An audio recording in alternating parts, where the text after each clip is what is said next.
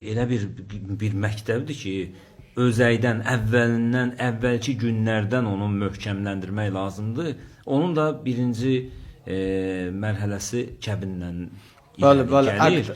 Çünki adiləşdiriblər də sadəcə sıradan ailəni evliliyi bilsən sadəcə gəlin gedək yaşayaq filan bəs məkan. Amma kəbinə ehtiyac yoxdur filan da bu cürdə dilə gətirirlər də. Nə ehtiyac var filan. Hər şey ona nə ehtiyac var, buna nə ehtiyac var filan.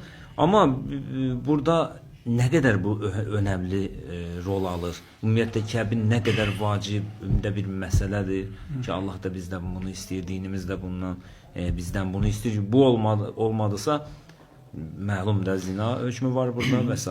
Bəli, hər hansı bir məsələdə ki, biz yox deməklə biz o məsələnin belə deyim, başında duran mövzunu yoxluğa aparırıq. Məsələn, bugün deyənlər nə deyirlər? Məsələn, demirlər kəbin yoxdur, filan şey. Deyirlər ki, İslamda kəbin yoxdur. Yəni, din adı altında bunu danışırlarsa, yəni İslamda bu yoxdur, bu yoxdur, bu yoxdur. Axırda gəlib o həmin adam deyəcək ki, biz nə var? İslam yoxdur. İnsanları dinsiz etmək istəyirlər. Baxın, Quran-ı Kərimə əgər biz müraciət eləsək, elə onlar da Qurandan danışırlar, amma Quranın tərcüməsi ilə danışırlar. Quranın tərcüməsi də elə həmin suala cavab verir, amma biz təfsirə də baxmalıyıq axı. Məntiqlə baxma, İslam təfəkkür dinidir axı.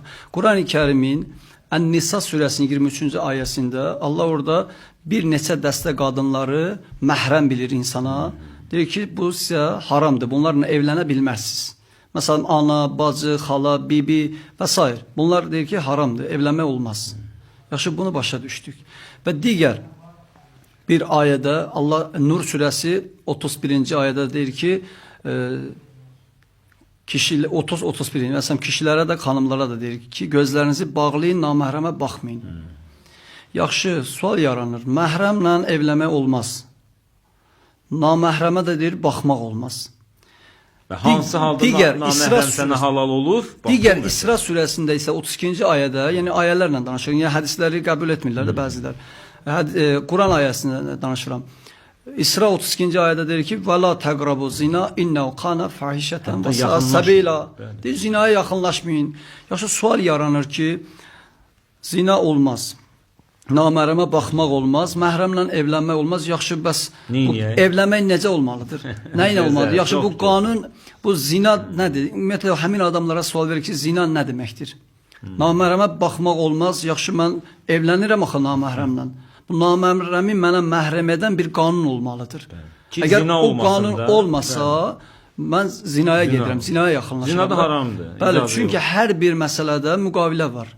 Dinimizdə də kəbin, indi biz kəbin deyirik, əslində ərəb dində ona kəbin demirik. Yəni din xadimləri ki, kəbin oxuyanda deyirlər, biz indi belə deyək də, indi məişət üslubda belə danışaq da, yəni kəbin ona deyilir. Əslində o nikah sayılır, yəni kəbin, təbi din xadimləri ki, bunu oxuyurlar, əqdi ona ən-nikahu deyirlər, ən-nikah. Ən-nikah, yəni burada kəbin adı gəlmir. Ən-nikahu sünnəti. Sünnəti. Fəmən rəqibə ən sünnəti fəleysə minni. Deyir ki, bu evlənmə mənim sünnəmdir. Hər kim bundan uzaqlasa, o məndən deyil, müsəlman sayılmır. Yaxşı, Peyğəmbərin bu sözünü də götürək, bu ayələri də götürək. Yaxşı, bu necə, evlənmə necə olmalıdır? Naməhrəmlə evlənsən, bu zinadır. Axı, bu qanunu ortadan götürən bir naməhrəm mənə məhrəm edən olmalıdır. Məhrəm də ki, deyir ki, olmaz, haramdır sizə. Yaxşı, bu naməhrəmlə evlənmək də bir kəbin olmadı. Olmasa, onda mən gedirəm, zinaya yaxınlaşıram. Ona görə kəbin lazımdır.